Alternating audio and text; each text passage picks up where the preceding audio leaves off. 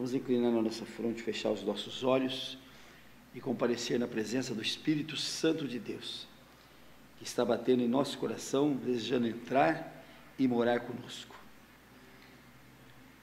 Espírito Santo de Deus, nós queremos agora abrir o nosso coração, para que Tu entres dentro dele e para que Tu faças a Tua morada dentro de nós.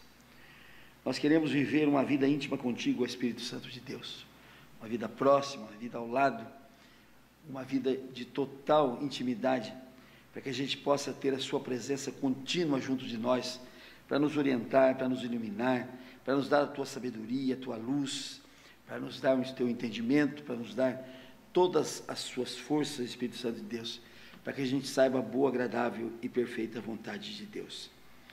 Ó Espírito Santo de Deus, nós queremos a Tua luz, nós precisamos da Tua orientação, nós precisamos dos Teus caminhos, nós precisamos da Tua presença em nossa vida e temos a certeza que Tu estás à nossa disposição.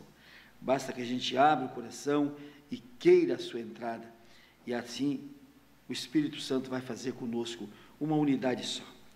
Ó Espírito Santo de Deus, nós Te pedimos o cumprimento da Tua promessa. Guia-nos com os Teus próprios olhos, seja lâmpada para os nossos pés e luz para o nosso caminho. Instrua-nos e nos ensina o caminho por onde devemos andar, para que façamos a boa, agradável e perfeita vontade de Deus. Os que creem digam amém, glória a Deus. Todos digam comigo: Senhor Jesus, nós declaramos que estamos reunidos aqui agora no Teu nome. Vem cumprir a Tua promessa, vem estar conosco. Sintamos agora a presença do Senhor Jesus conosco aqui agora. É importante que a gente sinta a presença de Jesus na nossa vida, de corpo, alma, sangue e divindade. Cristo é um só, é pleno, total.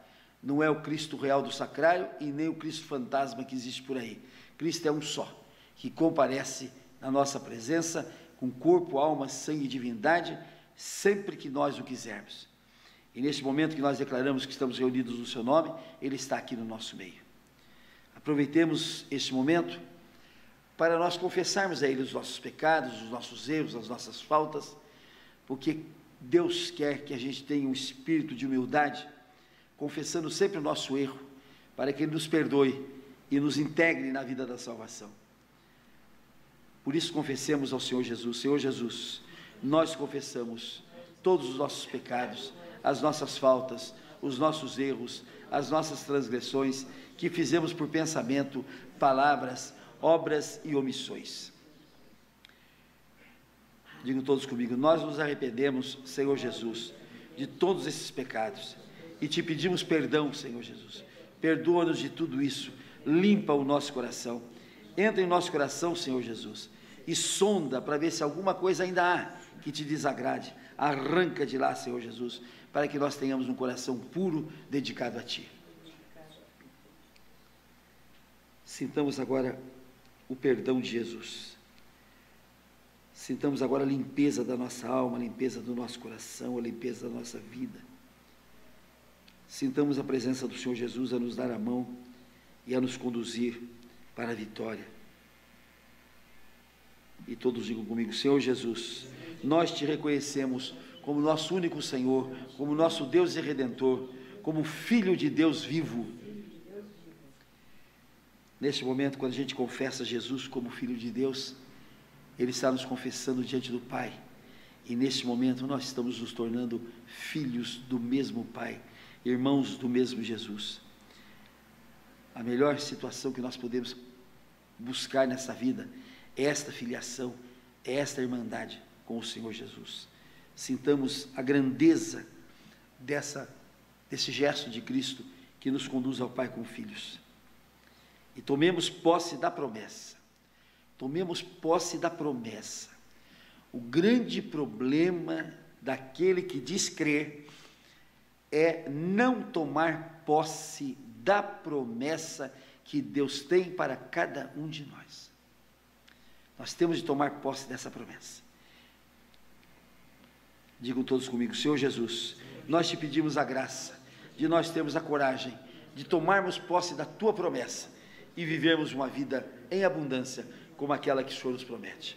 Amém.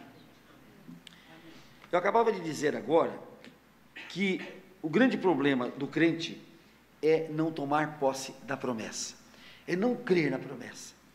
Ele crê no Jesus histórico, ele crê no Jesus que lhe falaram, ele crê no Jesus que a igreja prega, ele crê no Jesus que o pastor ora no momento em que ele pede oração, ele crê nesse Jesus, mas é aquela crença chamada crença histórica, crença de existência.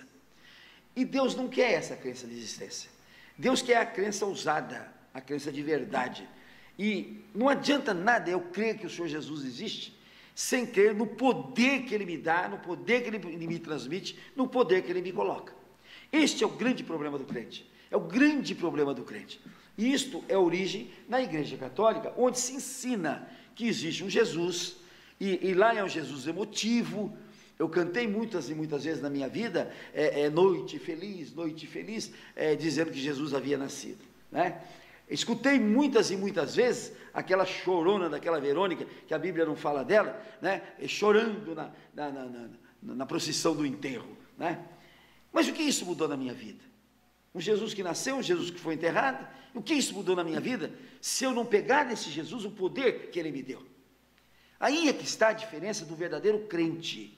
O verdadeiro crente não é aquele que conhece Jesus historicamente, não é aquele que viu falar de Jesus, não é aquele que gosta de Jesus, porque, mas esse foi um homem tão bacana, fez muito milagre, ajudou tanta gente. Não, nós temos de crer que este Jesus é aquele que nos deu o poder, porque Ele tem o poder para nós transformarmos a nossa vida.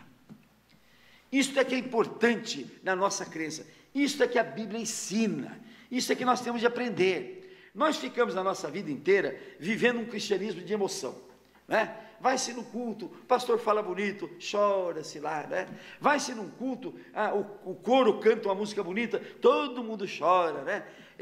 Chega na hora que o pastor manda todo mundo bater palma, todo mundo bate palma. Tem igrejas que a gente vai aí, o pessoal pula, gira, roda, cai no chão, né? E o que isso voga diante da crença de que Jesus quer me dar o poder que Ele tem para eu transformar a minha vida? Depois de tudo isso, eu saio do culto, eu saio da igreja, e o que mudou na minha vida? Nada. Talvez eu tenha apenas me machucado e enrolar no chão, talvez, e aquele que bota uma correntinha no pescoço e vai guiando o outro, e o outro latindo que nem cão, e diz que isso é coisa do Espírito Santo. Gente, o Espírito Santo é aquele que transforma a nossa vida através da fé no poder de Jesus. É só isso que nós temos de crer. É difícil? Mas se nós formos inteligentes, nós vamos fazer isto, porque isto é que vai transformar a nossa vida. Nada mais vai transformar a nossa vida. Eu fui numa igreja onde 200 pessoas para cá, 200 pessoas para lá, e eu com a mão assim, com os olhos fechados, esperando uma pregação do pastor. Quando eu olhei do meu lado assim, que eu arrisquei, tinha 200 caídos, coberto de pano preto, amarelo, verde, azul, branco, aqui do lado de cá, preto, amarelo, azul, grande, vermelho. Eu disse, mas o que adiantou isso? Só o único palhaço que ficou de pé fui eu. E garanto que a igreja inteira estava dizendo isso. Olha quanta gente tomada pelo Espírito Santo. Só um que não crê no Espírito Santo. E eu vou dizer aqui agora, só um que estava crendo no Espírito Santo de verdade, que era eu. O resto estava tomado do possesso, do cão, do demônio, do Satanás, que fechou os olhos deles para eles não ouvirem a palavra de Deus. Fechou o ouvido para eles não ouvirem. Gente, nós temos de ter uma vida completamente diferente. É a vida de crer no poder do Espírito Santo, no poder de Cristo, que transforma a nossa vida. Vamos aos jornais para a gente entender melhor. Olha, eu peguei esse jornal aqui, 7 Cidades, que é uma seção do jornal O Grande ABC. Então a gente nota aqui o seguinte: áreas de risco estão espalhadas pela cidade. Áreas de risco estão espalhadas pela cidade. Olha um amontoado de casas, uma em cima da outra, empinada na montanha, uma em cima da outra, deslizando, e olha a descrição dos infelizes que moram nesse lugar. O motorista José dos Santos, 49 anos, viu a morte de perto ao tentar salvar uma vizinha soterrada. O azulejista Jorge Luiz de Sales, 30, observou pela janela as casas de seus vizinhos serem arrastadas pela avalanche de terra. A dona de casa, Eunice Maria da Silva, 48, tem medo que a residência construída no alto do barranco caia sobre a sua. Em comum, os três vivem em um dos 103 setores de risco mapeados pelo IPT, Instituto de Pesquisas Tecnológicas, em Mauá. Santos e a mulher, Maria Aparecida, 55, moram há 16 anos na rua Anne Altomar, no Jardim Zaira.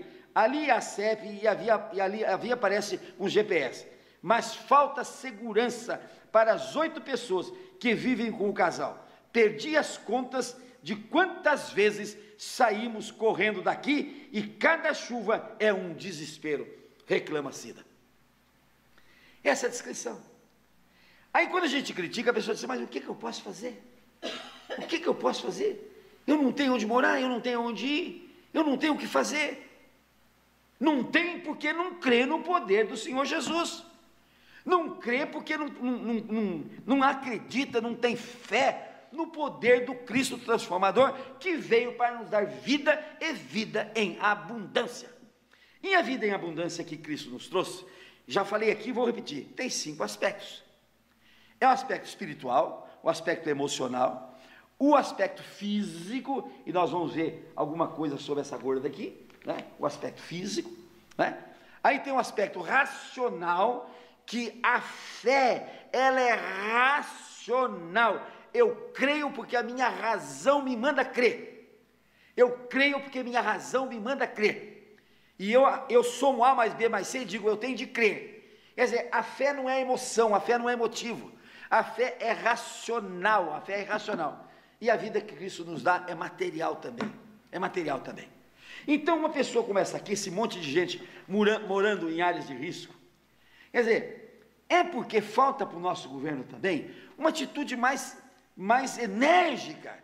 Tira esse povo da área de risco, tira de lá. Eu vejo quando acontece um deslizamento, aquelas pessoas todas na televisão, tudo choroso, oh, meu Deus, a gente não tinha nada, e essa chuva levou o pouco que a gente tinha. Mas tem que levar mesmo. O que a Bíblia diz? Aos que nada têm, tudo lhe será tirado. E aos que têm bastante, mais lhe será acrescentado. Por que Deus tem essa posição? Porque Deus não aprova essa miséria em que o povo teima em viver. Deus não aprova isto. Deus não aprova isto. Deus manda a gente ter caridade com o pobre, ajudar o pobre na hora da necessidade, mas não manda a gente ser condescendente com o pobre. Não manda a gente ser condescendente com o pobre que teima em morar numa área de risco. Mas o senhor fala isso para o senhor ter onde morar. Mas eu tenho onde morar porque eu busquei, porque eu procurei, porque eu entreguei minha vida a Jesus, porque eu sei que Ele vai me dar, eu sei que Ele tem para me dar, eu sei que Ele quer me dar. Agora esse povo vive afastado de Deus, vive afastado de Cristo, não crê. Essa pregação minha tem muito nessa hora que está rindo. Mas como assim? Que jeito que é isso? Creia no Senhor Jesus, pois se Ele me pôs nesse mundo, Ele é responsável por mim. Creia nisto. Creia nisto. Eu não caí de um astro, gente. Eu não sou produto de uma explosão de um átomo, não sei do que. Eu não sou fruto dessa tal partícula de Deus, não. Eu sou criação de Deus, feito pelas suas próprias mãos. Ele criou todos os animais pela palavra, mas a mim Ele me criou com as suas próprias mãos, com carinho, com afeto, como um artífice divino. E Ele me colocou nesse mundo com a responsabilidade de me criar, de me dar condições de vida, de me fazer viver, e depois Ele vem e me promete, Francisco, eu vou trazer para você uma vida e vida em abundância. Aí eu não acredito, e quer que Cristo faça o que comigo? Se Ele promete, se Ele me criou, se Ele me promete, se Ele quer me dar e eu não quero receber, como é que é isso? Aí nós temos essa história aqui, uma história que emociona, tanto que emociona, que essa gorda feliz aqui, né, recebeu $709 mil pela internet. Vamos contar a historinha dela. Ela era uma motorista de ônibus escolar, e entram 4 garotos, e olha o que os 4 garotos resolveram fazer: gorda idiota, elefante, qual o tamanho do seu sutiã? Onde você mora? Vou mijar na tua casa. E por aí foi. Durante 10 minutos, as 4 crianças, não eram homens, não eram moços, 4 crianças insultando essa coitada. Então o que ela fez? Ela ouviu impassiva, 68 anos, viúva, com 8 netos, ela ouviu impassível, esboçou algumas bronquinhas, mas por fim chorou e saiu do ônibus. Mas o episódio foi filmado por garoto, e os garotos resolveram botar isso na internet, e a internet andou pelo mundo inteiro, e todo mundo se enterneceu com a situação dessa gorda aqui. Todo mundo se enterneceu, e foram 8.300.000 acessos no portal dela, no site dela, e ela recebeu de auxílio R$1.450.000, ou seja, $708.873. Está resolvida a situação dela? Continua gorda do mesmo jeito, só que é uma gorda rica. Mas uma gorda do mesmo jeito. Cheia de problemas de artéria, cheia de problemas no organismo todo. Mas o que tem a ver isto com a presença de Cristo? Cristo tem o remédio para todas as nossas dificuldades. Todas. Não tem nenhuma que ele não consiga resolver. A casa para quem precisa, ele resolve. O emagrecimento dessa mulher, ele resolve. Tudo isso ele resolve. E o povo não acredita. O povo acha que isso é conversa mole para boi dormir. Imagine se Cristo vai entrar agora numa gordona desse tamanho aqui e vai fazer ela com a silhueta de uma mocinha nova. É isso que o pessoal fala, ninguém acredita. Mas se ele teve o poder de criar, gente, presta atenção. Se ele teve o poder de criar, ele não tem o poder de consertar? Qual que é mais difícil? Consertar ou criar? Qual que é mais difícil? Fazer um carro ou consertar alguma coisa que o carro está errado ali? Nós temos que ter essa fé. A nossa fé tem que ser ousada, tem que ser uma fé abusada, tem que ser uma fé concreta, tem que ser fé de verdade, plena, total. Essa é a fé que nós temos de ter. Quando a gente não tem essa fé, a gente sofre na nossa vida, porque nós nos afastamos de Cristo, e quando a gente se afasta de Cristo, gente, o problema é terrível. Nossa, quando a gente se afasta dele, ele diz: eu queria te ajudar, mas você não quer, então você se vira, se lasca. E a gente se lasca mesmo, de verdade. Olha aqui uma outra notícia que eu trago aqui. Quedas matam 4 idosos por dia no estado de São Paulo. Olha, quedas matam 4 idosos por dia em São Paulo. Gente, 4 idosos morrem de quedas por dia em São Paulo, no estado de São Paulo. Aí a pessoa diz assim: mas claro que o idoso tem de cair mesmo, né? O idoso tem de cair, isso é próprio da velhice. Está velho, perde equilíbrio, é gordo, é fraco das pernas, tem de cair. Não tem de cair. A velhice desse jeito, essa velhice podre, não é de Deus. A velhice podre não é de Deus.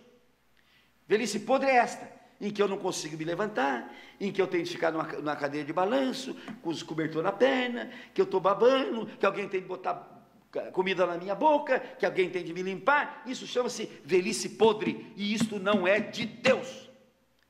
Vamos ver todos os grandes homens da Bíblia morreram na vida plena, aos 120, aos 150, aos 200 anos de idade, na vida plena, total, capaz. Isso aqui não é coisa de Deus. A velhice, quando a pessoa cai, não é de Deus. Caiu porque ficou tonto, não é de Deus. Caiu porque amoleceu a perna, não é de Deus. Caiu porque é gordo demais, não é de Deus. Caiu porque é fraco, não é de Deus. Não pode cair. Deus não fez o homem para ele cair. Deus não fez o homem para ele cair, para ele se arrebentar todo aqui, não. E você quer ver onde é que está isso escrito na Bíblia? Olha que coisa linda. Olha que coisa linda aqui. Salmo 34. Muitas são as aflições do justo, mas o Senhor de todas o livra. Preserva-lhe todos os ossos, nenhum deles sequer será quebrado. Então vejam bem, muitas são as aflições do justo, vou insistir, aflições do justo, mas o Senhor de todas o livra. Preserva-lhe todos os ossos, nenhum deles sequer será quebrado. Aí tem alguém católico nessa hora falando assim, mas e como é que o senhor explica que o Papa na Basílica de Latrão, andando suntuosamente no centro, aplaudido por todo mundo ao seu redor, né? Ele vai andando com aquele mitra, com aquele negócio na cabeça, com aquela tiara na cabeça, com aqueles paramentos todos, e uma mulher salta sobre ele, derruba-o e ele quebra a clavícula. Alguma coisa está errada nisso tudo aqui. Ou a Bíblia é mentirosa, e a gente não pode acreditar nisso aqui não, porque o Papa, representante de Cristo na terra. Como é que o representante pode quebrar o osso? E Cristo, que ele representa, nunca quebrou osso nenhum. O Papa?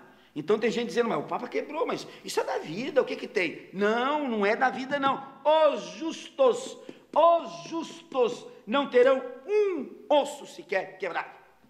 Então a minha conclusão é esta: ou a Bíblia está errada e mentirosa, ou o Papa não é justo, ou o Papa não está dentro dos princípios de Deus. Agora, digo bem a verdade, entre eu achar que a Bíblia está errada e o Papa está fora dos desígnios de Deus, eu fico com essa última hipótese. Não é justo, não está dentro da justiça de Deus. E uma mulher, que ninguém sabe de onde veio, jogou no chão e quebrou a clavícula dele. Mas esse Papa não foi só uma vez não que aconteceu isso, não foi só uma vez não. Ele escorregou outro dia e caiu e quebrou aqui a mão e quebrou o tornozelo do pé. Mas se a Bíblia diz que o justo não terá nenhuma quebra de osso, como é que ele tem a quebra? O católico pense bem nessa balela de Papa representando Cristo aqui na terra, só ele que representa Cristo na terra, só ele que tem como é que se diz, o patrimônio de Cristo, só ele que tem o Cristo na terra. Gente, agora há pouco nós fizemos aqui uma devoção, um devocional, e nós chamamos Cristo para ficar conosco aqui. Nós abrimos nosso coração, pedimos que ele entrasse. Ele disse que aquele que me ama, aquele que obedece o meu mandamento, eu e o Pai viremos e faremos morada nele. Nós somos templo do Espírito Santo e templo do Pai e do Filho. Não precisa de basílica, não precisa de catedral, não precisa de igreja, não precisa nada disso quando você tem a fé de que dentro de você, na catedral do teu corpo, o Cristo, o Pai e o Espírito Santo estão aqui dentro. Esta é a verdade. Esta é a verdade. O resto é balela para enganar trouxa, para iludir as pessoas, para fazer com que o poderio das pessoas, porque só ele que representa Cristo aqui na terra, só ele, mais ninguém. Quer dizer, Cristo está em todo lugar, gente. Cristo está aqui conosco agora, e Cristo está com corpo, alma, sangue e divindade em todo lugar desta terra. Esse Cristo é o Cristo pleno, total, em que nós devemos crer e pelo qual nós devemos viver. Agora, vamos aproveitar nesse Salmo 34? Vamos voltar no Salmo 33 para a gente ver uma coisa interessante aqui. Feliz a nação, Salmo 33 agora, no versículo 12. Feliz a nação cujo Deus é o Senhor, e o povo que ele escolheu para a sua herança. Então eu tenho de ser o povo eleito por Deus, para eu poder fazer a herança dele. Eu tenho de ser o povo dele. Agora, para eu ser o povo dele, eu tenho de me subordinar à constituição dele, à lei dele, o mandamento dele, a determinação dele, porque se eu não obedecer a determinação dele, a lei dele, eu não sou povo eleito dele, não sou povo eleito dele, mesmo que eu queira, mas eu tenho de obedecer, eu tenho de viver os mandamentos dele. O Senhor olha dos céus, vê todos os filhos dos homens, do lugar da sua morada observa todos os moradores da terra. Viram bem? O Senhor olha dos céus, vê todos os filhos dos homens, do lugar da sua morada, observa todos os moradores da terra. Agora preste atenção, ele está olhando tudo, bandido, safado, ordinário, tudo quanto é tipo de gente ele está olhando, mas olha aqui, eis que os olhos do Senhor estão sobre os que o temem, o olho amoroso dele, o olho salvador dele, está sobre aqueles que o temem, sobre o que esperam na sua misericórdia, para livrar-lhes a alma da morte e no tempo da fome, conservar-lhes a vida. Então, condição para nós termos os olhos do Senhor voltados sobre nós, é que a gente procure o nosso Senhor, procure colocá-lo na nossa vida com fé, porque olha o que está escrito aqui: clamou este aflito, e já é no Salmo 34, e o Senhor o ouviu e o livrou de todas as suas atribulações. O anjo do Senhor acampa-se ao redor dos que o temem e os livra. Então tem uma balelinha aí que diz assim: todos nós temos um anjo da guarda que nos acompanha, que nos protege. E eu sempre digo assim: mas que anjo da guarda tonto é esse que deixa a gente cair, deixa a gente quebrar, deixa a gente morrer, deixa a gente ter acidente, deixa a gente beber? Que anjo da guarda é esse? Não, gente, o anjo da guarda acampa-se ao redor dos que temem o Senhor. Viram, gente? Ao redor dos que temem o Senhor. E esse anjo da guarda livra as pessoas, livra. Agora veja uma coisa interessante. Nesse mesmo versículo 34, aliás, como é que chama? Salmo 34. Pois nada, olha, atenção, vou insistir. Pois nada falta aos que o temem. Nada falta aos que o temem. E aqui continua a frente: porém, aos que buscam o Senhor, bem nenhum lhes faltará. Eu quero dizer que Deus é responsável por todos nós, e Ele cumpre essa responsabilidade. Isso que é o mais importante. Eu posso ser responsável por muita gente, mas nem sempre estou cumprindo as minhas obrigações, nem sempre consigo cumprir as minhas obrigações. Mas Deus, que é responsável por mim, Ele cumpre totalmente as obrigações dele. E Ele diz aqui, nada faltará aos que o temem. Mais à frente um pouquinho ele diz assim: porém aos que o buscam o Senhor, bem nenhum lhe faltará. Então, gente, vamos ser racionais, vamos ser inteligentes. O que eu acho da Escritura Sagrada é um livro de inteligência. Eu, quando vejo a pessoa dizer assim: eu não gosto desse livro, eu só tenho um nome para dizer para ele: você é burro. Você é burro. Porque não gostar da salvação, não gostar da coisa boa, não gostar da riqueza que Deus nos dá, é burrice, é falta de análise da cabeça, é falta de matemática. Porque se Ele me pôs no mundo, e Ele tem para me dar, Ele quer me dar, Ele gosta de me dar, por que eu não vou tomar posse desse poder que Ele me dá, dessa força que Ele tem para mim, da riqueza que Ele tem por mim? Agora, a gente vai observando o que acontece nesse mundo. Paulo apóstolo, no seu livro de Gálatas, ele fala uma coisa interessante: não vos enganeis, de Deus não se zomba, pois aquilo que o homem semear, isto também ceifará. Gente, a lei da semeadura é a lei mais absoluta que existe. Não tem jeito de eu semear feijão e colher arroz. Não tem jeito de eu semear arroz e colher feijão. Se eu semeei arroz, eu vou colher arroz. Se eu semeei feijão, eu vou colher feijão. Tudo que eu semear, eu vou colher. E se eu semear fé na minha vida, eu vou colher resultados de fé na minha vida. Quando eu semeio fé na minha vida, coloco fé na minha vida, vou viver vida de fé, fé ousada, repito, fé atrevida, repito, fé plena, total. Quando eu vou viver esta fé, eu vou colher os frutos dessa fé.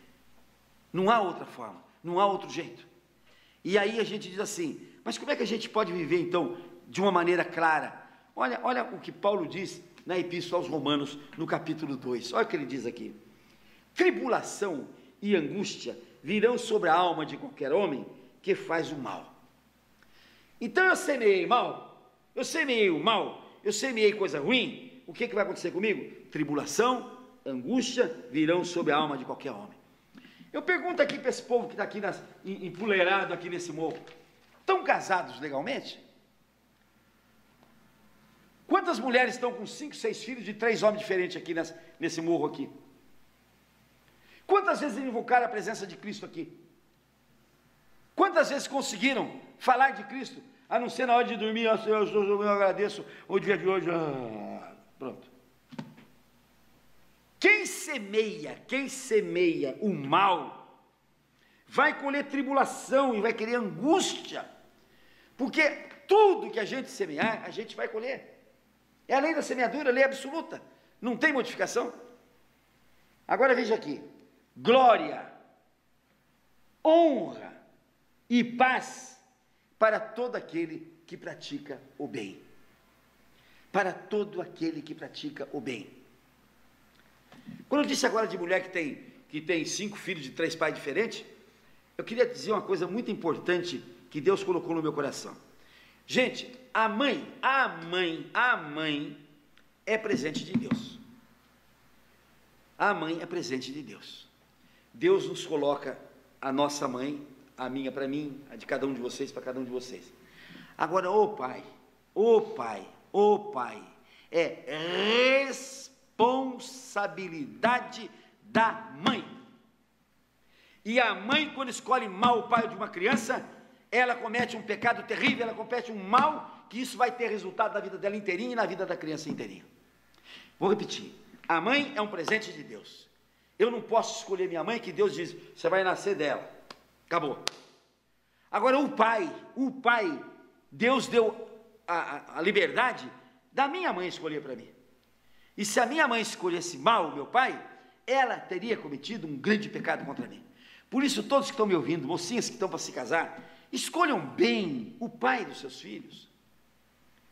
Não sejam emotivas só para poder ter momentos de prazer e pronto. Não, escolham bem os pais dos seus filhos.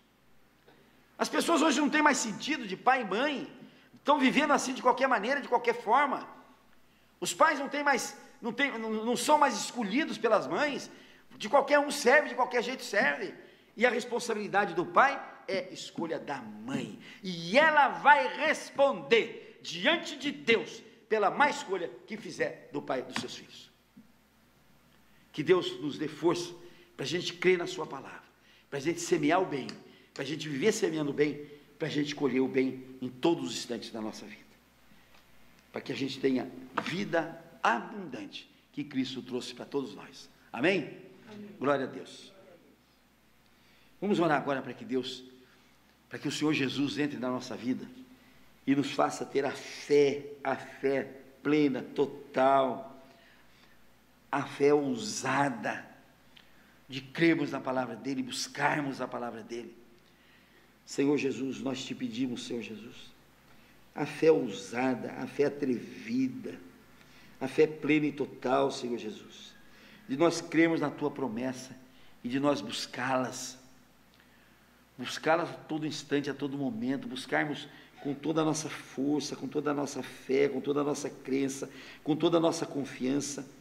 Tira de nós a dúvida, Senhor, para que nós tomemos posse da tua promessa, para que nós vivamos momentos de intensa fé na tua palavra, para que nós vivamos momentos de intensa sabedoria, quando nós tomamos posse da sua palavra.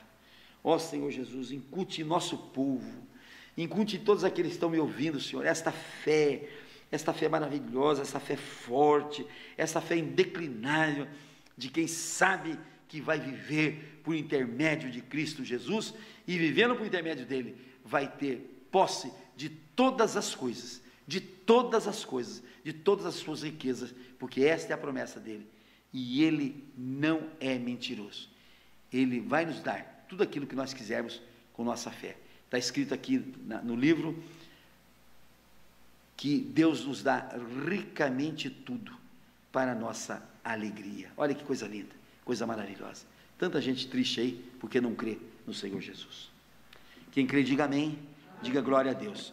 Vamos orar ao Pai Nosso agora. Pai nosso que estais no céu, santificado seja o teu nome.